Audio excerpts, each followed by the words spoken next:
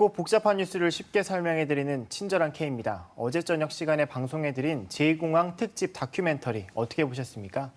KBS 제주방송총국이 개국 70주년을 맞아 제주 최대 현안인 제2공항 사업을 주제로 다뤄봤는데요. 오늘은 이 다큐를 제작한 최승민 기자와 이야기 나눠보겠습니다. 최 기자, 요새 뉴스에서 많이 볼 수 없었는데 네. 특집 준비하느라 많이 바쁘셨죠? 네, 맞습니다. 네. 이번 특집 어떻게 기획하게 되셨습니까? 네, 사실 이 특집 다큐 제작에 앞서서 고민을 좀 했습니다. 현재 절차가 진행 중인 사안에 대해서 50분짜리 프로그램을 만든다는 것이 좀 부담감이 있었는데요. 왜냐하면 제작 과정의 상황이 어떻게 바뀔지 모르니까요. 근데 2015년 성산 제2공항 발표 이후 지금까지 제주 사회가 극심한 찬반 갈등을 겪고 있지 않습니까?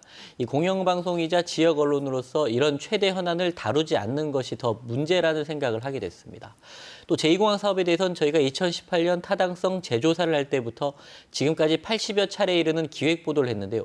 산발적이었던 보도 내용을 한 번쯤 종합 정리해서 도민들에게 알려야 할 필요도 있다는 생각에 특집 제작을 하게 됐습니다. 그렇군요. 아무래도 어제 특집 프로그램이 방송되긴 했지만 못 보신 분들도 계실 텐데 제가 눈에 띄었던 게 이번 특집의 형태가 토론 멘터리라는 형식이었거든요. 좀 생소한데 이게 어떤 겁니까? 네, 제2공항 사업엔 사업을 추진하는 국토부와 찬성하는 주민, 그리고 이를 반대하는 주민과 시민단체 등이 팽팽하게 맞서 있죠. 지난해에 이어 올해도 찬반 양측이 쟁점을 해소하기 위한 토론을 벌였는데요. 결국 의견차를 좁히지 못하고 더 첨예하게 대립하게 되긴 했지만 도민들께서도 쟁점에 대한 인식은 이제 생겼을 거라고 생각을 합니다. 네. 그래서 토론회에 나온 쟁점을 말로 푸는 데 그치지 말고 심층 취재를 해서 전해드리는 방식으로 프로그램을 제작했습니다. 요즘 토크쇼와 다큐를 접목해서 토크멘터리 형식의 프로그램을 많이 종종 접할 수가 있는데요. 저희는 이제 KBS에서 생중계했던 토론회의 내용을 가져와서 이른바 토론멘터리 프로그램으로 처음 제작을 해봤습니다. 그렇군요. 이번에는 특집 프로그램에 대한 내용을 좀 중심으로 이야기하면 좋을 것 같은데 어제 주요 내용 가운데 하나가 동굴 관련된 주제였거든요. 그러니까 성산으로 입지를 결정한 사전 타당성 용역 그리고 국토부의 전략환경 영향평가서에서 모두 과정 모두 동굴이나 숨골 조사가 부실하다 이렇게 지금 지적하고 있는 거죠? 네, 한마디로 얘기하면 그렇습니다. 먼저 사타 용역부터 말씀을 드리면요. 공항 입지를 선정할 때 지질 조사를 아예 하지 않았습니다. 지반 조사가 왜 중요하냐면요. 항공기는 자체 무게가 수십 톤에서 수백 톤에 이르는데요. 여기에 여객과 화물을 실으면 더 무거워지겠죠. 그렇죠. 이런 항공기가 착륙할 때 하중은 상당히 클 텐데요. 이 활주로의 경우 콘크리트 두께만 70cm에 달한다고 할 정도로 안전을 위해 매우 중요한 요소라고 할 수 있습니다. 또 지반이 약하면 이를 보강하기 위해서 그만큼 비용이 더 들 수도 있고요. 네. 그래서 영남권 신공항을 비롯해 현재 추진 중인 전북 새만금 신공항 역시 사전 타당성 용역 과정에서 모두 지반 조사를 했습니다. 하물며 새만금 신공항의 경우에는 전체 면적이 200만 제곱미터 정도거든요. 이게 제주 제2공항에 비교하면 절반에도 미치지 못합니다. 네. 연간 여객 수도 85만 명 정도로 제2공항보다는 비교도 할 수 없을 정도의 작은 규모인데요. 사타 과정에서 최종 후보지에 대한 지반 조사를 아주 정밀하게 수행해서 별도 보고서로 수록을 했습니다. 근데 이 조사 용역 어디서 했냐면 한국항공대와 공동으로 제주 제2공항 사전 타당성 용역을 했던 유신이라는 업체가 제주랑 있습니다. 비슷한 것 같은데. 그렇습니다. 그런데 왜 유독 제주만 안 했을까요? 이 용역비 가운데 지반 조사비도 모두 반납했는데요.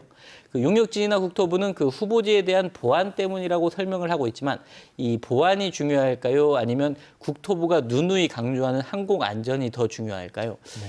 공항 입지를 선정하면서 지반 조사를 하지 않은 건 부실하다. 이 정도를 넘어서는 중대한 문제라고 할 수 있습니다. 아무래도 이런 점 때문에 제2공항 입지 선정에 대한 쟁점이 계속 회자되는 게 아닐까 싶기도 한데요. 네. 국토부와 환경부가 전략환경 영향평가를 협의하면서 지반 조사를 했지 않습니까? 네네. 근데 동굴이나 숨골 조사도 했다고 하고 예. 이번 조사 그럼에도 불구하고 이 조사에 좀 또 의문점이 있다면서요? 네, 제주의 독특한 용암 지형인 숨골에 대해서는 이미 조사가 부실했다는 보도를 좀 여러 차례 해드렸기 때문에 네. 동굴 조사에 대한 문제를 중점적으로 말씀을 드리겠습니다. 이 전략환경 영향평가에서 국토부의 조사한 동굴은 성산 예정지일 때 모두 10곳인데요. 이 조사 대상은 기본적으로 그 기존에 있던 문헌이나 보고서, 주민들에 대한 탐문 조사를 통해 파악했습니다. 그런데 지난 4월에 공항 예정지에서 불과 250m쯤 떨어진 곳에 칠랑괴라는 동굴이 반대측 주민들의 조사에서 실체가 확인됐지 않습니까? 그렇죠. 이 지역 주민들도 이 동굴의 존재를 알고 있었는데도 조사 대상에 포함하지 않았다는 것은 이미 가장 기본적인 조사부터 부실했다는 겁니다. 그리고 동굴 10곳에 대한 조사에서도 의문점이 있는데요. 저희가 주목한 게 모남굴이라는 동굴입니다. 예정지에서 동쪽으로 역시 한 250m쯤 떨어져 있는데요.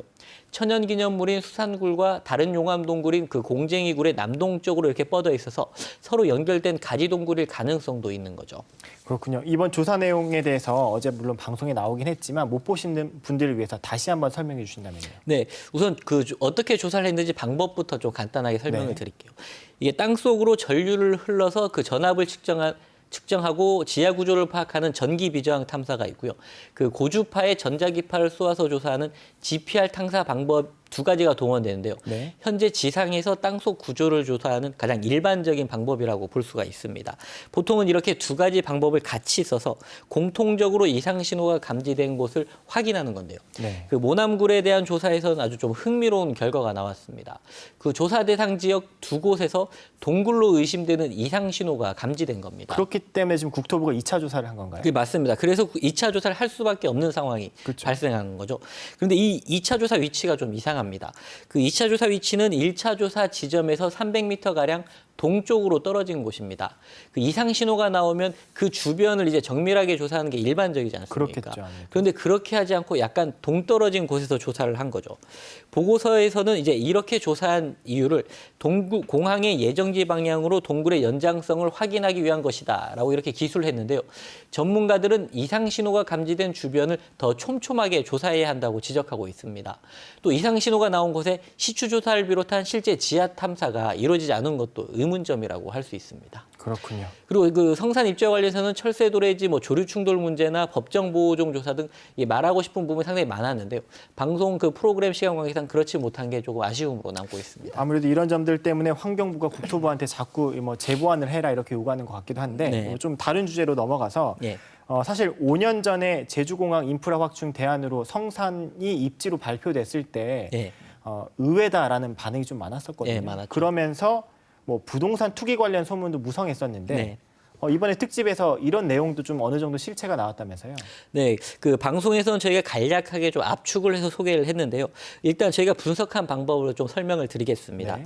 그 국토교통부에서 제공하는 이제 부동산 실거래가 데이터가 있지 않습니까? 그렇죠. 이게 그 해당 홈페이지에서 충분히 쉽게 확인이 누구나, 예, 가능한데요. 확인할 수 있죠. 네, 이 가운데 토지 거래만 2012년부터 올해까지 월별 읍면동 지역별로 구분해서 데이터를 뽑았습니다. 그 데이터 개수가 17만 건에 이르는 건데요. 이 데이터를 그래프로 그려보니까 성산읍 지역만 유독 하늘 높이 치솟게 나타났습니다. 그렇네요. 네. 다른 지역보다 거래 건수가 상당히 많았다는 건데요. 그것도 2015년 한 해만 그렇게 특이한 현상이 발생했습니다.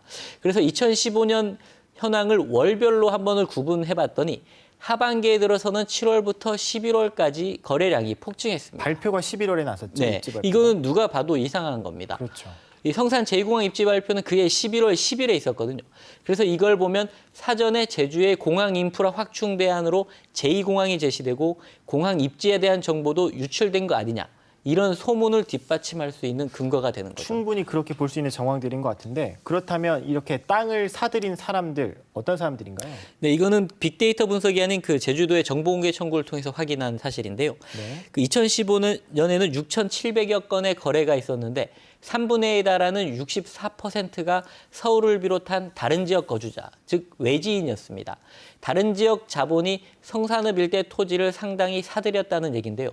그 지역 주민들이나 부동산 업계의 얘기를 들어보면 당시는 안 그래도 그 제주 붐이 일면서 그 땅값이 가파르게 오르던 시기였지 않습니까? 네. 근데 시세보다도 많이 비싸고 또 면적도 커서 안 팔리던 땅들이 현금으로 바로 팔려나간 일이 종종 벌어졌다고 합니다. 네.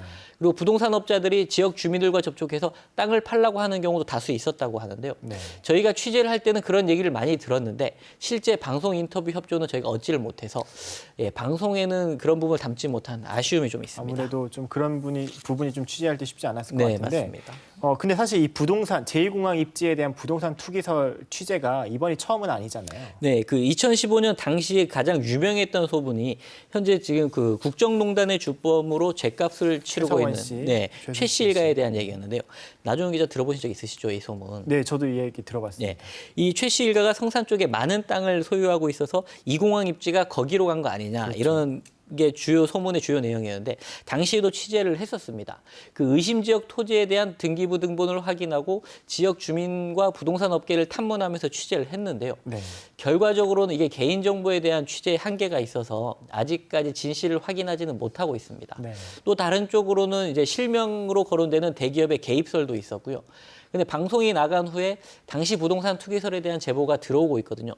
이 관련 취재는 계속 이어가야 할 것 같은데 그 시청자 여러분께도 아는 내용이 있다면 제보에 대한 협조를 좀 부탁드리겠습니다. 그렇군요. 아무래도 좀 국토부가 조만간 이 공항 전략 환경 영향 평가에 대한 보완 조사도 환경부에 제출할 것으로 보이고 또 다음 달에 국토부 제주도 도의회 특위가 지금 예정한 현공항 활용 가능성 심층 토론도 지금 예정돼 있잖아요. 아무래도 최승민 기자가 좀 더 노력해서 많은 취재를 하셔야 될 것 같네요. 오늘 말씀 여기까지 듣겠습니다.